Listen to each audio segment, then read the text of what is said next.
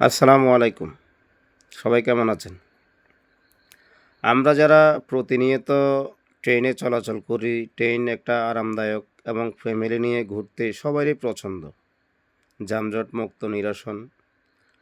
আমরা ট্রেনে চলাচল করতেই অনেকে কম বুঝি। বুঝি বলতে আমাদের প্রবলেম হয়, আমাদের ট্রেনের টিকিটের মধ্যে বগি কিংবা কোচ নাম্বার লেখা থাকে। আমরা অনেকেই জানি না। আর যারা জানেন তাদের সমস্যা হয় না। যারা জানেন না তাদের সমস্যা হয়। যেমন বগিটা হলো আপনার বগি হলো দক্ষিণ মাথায়, আপনি দাঁড়িয়েছেন উত্তর মাথায়।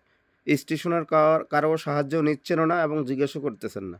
কিন্তু যখন ট্রেন আসে স্টেশনে দাঁড়ায়, তখন আপনি যে এই টিকেটটা এই টিকেটটা কোথায়? তখন আপনাকে দেখায় দিবে ওইদিকে। তখন আপনি বাচ্চা ব্যাগ নিয়ে দৌড়াতে ট্রেনের সময় শেষ, ট্রেন দিবে ছেড়ে।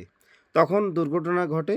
এ ধরনের অনেক ঘটনা ঘটতেছে, আরো ঘটবে আমরা সচেতন না হওয়া পর্যন্তই। আরেকটা বিষয় হলো, হ্যাঁ, যখন আপনি এই ট্রেন দৌড়ানোর প্রয়োজন নেই।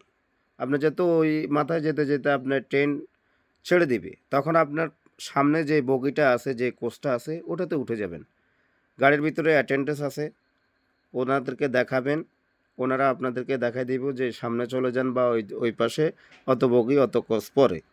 তাহলে আর ভেজাল হয় না। কিন্তু আমরা কাউকে না জিজ্ঞেই, অধিকাংশ মানুষই জিজ্ঞায় না। কিন্তু ওই যে আমাদের ভুল, মানে এক জায়গায় বগি হলো এখানে, আমরা দাঁড়িয়ে থাকি অন্য জায়গায়। এরপরে এই ব্যাগ নিয়ে, বাচ্চা-কাচ্চা নিয়ে অনেক দৌড়াদৌড়ির কারণে দুর্ঘটনা ঘটে। তাই সবাই যারা রেলওয়ে চলাচল করেন, ট্রেনে চলাচল করেন, সবার প্রতি অনুরোধ, এই জিনিসগুলো অবশ্যই আপনারা এই খেয়াল করবেন। যদি দেখা গেল আপনার বগি আরও ৫ বগি পিছনে, আপনার দরকার নাই দৌড়াদৌড়ির। ট্রেন ২ মিনিট ৩ মিনিট দাঁড়াবে। আপনি উঠে যাবেন, সামনের বগিতে উঠে যাবেন। উঠে গাড়ির ভিতর দিয়ে যাবেন। অবশ্যই আর দুর্ঘটনা ঘটবে না। দুর্ঘটনা থেকে অবশ্যই আপনি রক্ষা পাবেন। ধন্যবাদ। জনস্বার্থে ভিডিওগুলো শেয়ার করবেন।